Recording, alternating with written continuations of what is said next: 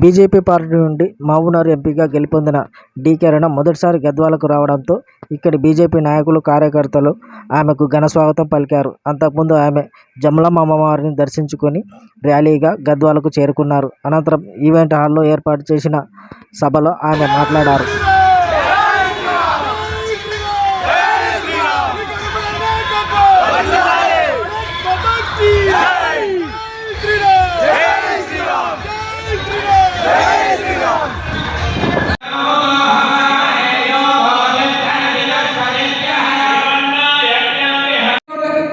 పేదవాళ్ళకి ఇళ్ల విషయంలోనే కానీ కేంద్ర ప్రభుత్వం ఇచ్చినటువంటి ఇల్లు, రాష్ట్ర ప్రభుత్వం ఇచ్చినటువంటి అమౌంట్ రెండు కూడా మ్యాచింగ్ చేసి ఈరోజు పేదవాళ్ళకి ఇస్తామనేటువంటి విధంగా రాష్ట్ర ప్రభుత్వం ఈరోజు ఒక లీక్ ఇస్తా ఉంది.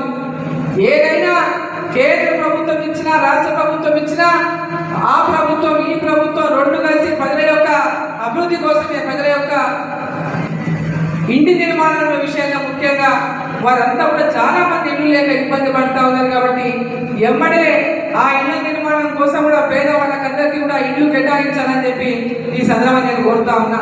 రేషన్ కార్డులే కానీ, ఇండ్లే కానీ, ప్లాట్లే, ఇళ్ళ స్థలాలు లేనటువంటి వాళ్ళకి ఇళ్ళ స్థలాలే కానీ, R&R సెంటర్లో మిగిలిపోయినటువంటి పెండింగ్ పనులే కానీ, నెట్టంపాడు ప్రాజెక్టులో మిగిలిపోయిన పనులే కానీ, తొమ్మిళ్ళ లిఫ్ట్ మిగిలిపోయిన పనులే కానీ, RDS తొమ్మిళ్ళ జూరాల RDS లింకెరాలో అనేటటువంటి కాలువలలో మరమ్మతులే కానీ, జూరాల ప్రాజెక్టు మరమ్మతులే కానీ, జూరాలకు పక్కన ఈక్వల్గా ఇంకొక కొత్త బ్రిడ్జ్ నిర్మాణం జరిగినటువంటి పెండింగ్లో ఉన్నటువంటి విషయమే కానీ, ఇవన్నిటిపైన కూడా ఈ ప్రభుత్వం దృష్టి సారించే విధంగా తప్పకుండా మా ద్వారా ప్రభుత్వం దృష్టి తీసుకుపోతాం. వీటన్నింటి కూడా చేపించడానికి మా శాయశక్తుల మరి పోరాటం చేస్తామని మీకు అందరూ కూడా తెలియజేసుకుంటూ, మరి మళ్ళీ నేను తొందర లోపలే వస్తాం. వచ్చి ఒక రోజు పూర్తిగా ఇక్కడే ఉంటే అందరినీ కలిసి ఇక్కడ ఏ సమస్య